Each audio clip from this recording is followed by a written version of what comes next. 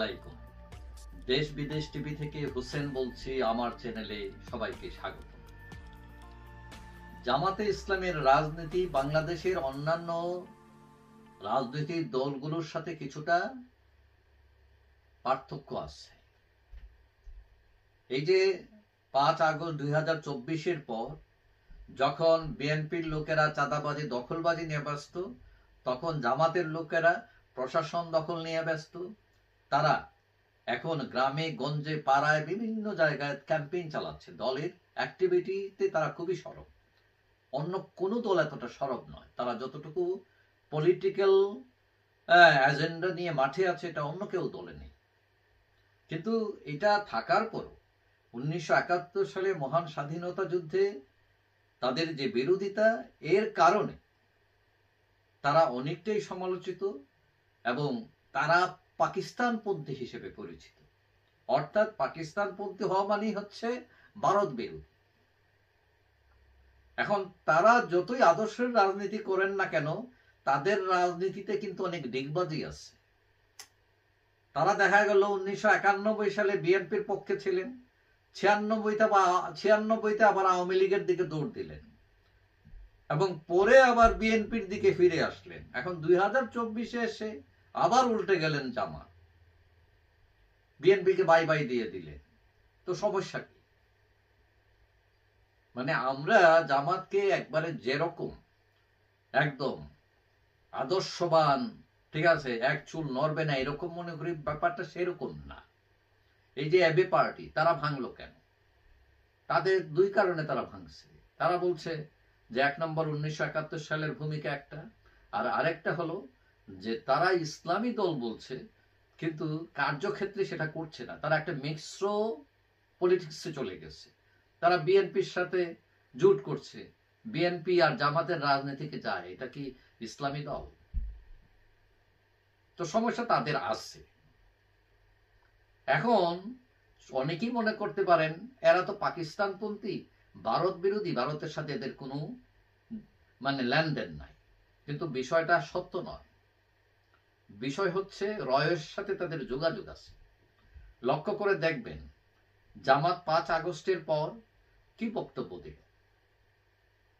যে আওয়ামী লীগ এবং জামাত সাপে নেউলে সম্পর্ক, সেই জামাত 5 আগস্টের পর বক্তব্য দিল বা বক্তব্য দিতে বাধ্য হলো, সেটা হলো তারা আওয়ামী লীগকে মাফ করে দিয়েছে। এটা কি তাদের মনের কথা, নাকি তাদেরকে এইসব কথা বলতে কেউ বাধ্য করেছে? চিন্তা করেন।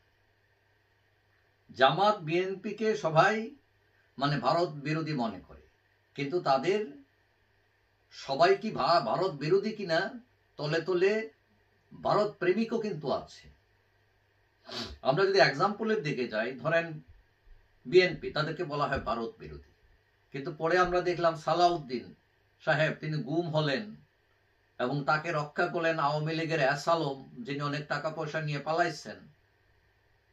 এবং ভারতে যাওয়ার পর যেহেতু ভারত আর আওয়ামী লীগ পেটে পেটে খাতির, সুতরাং সালাউদ্দিনের তো করুণ হওয়ার অবস্থা হওয়ার কথা ভারতেও, কিন্তু দেখা গেল তিনি ভিআইপি মর্যাদায় পায়ের উপর পা তুলে দামি লুঙ্গি পইরা মিটিং ফিটিং করেন হোটেলের মধ্যে বৈশা।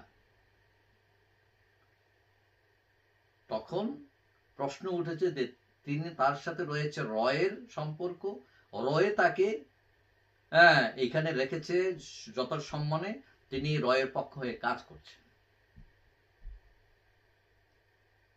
এখন আওয়ামী লীগ যারা মারতে চাইলো সালাউদ্দিন সাহেব, তাইকে ভিআইপি মর্যাদা দিয়ে ভারত রাখবে, এটা কোন দুঃখে রাখবে?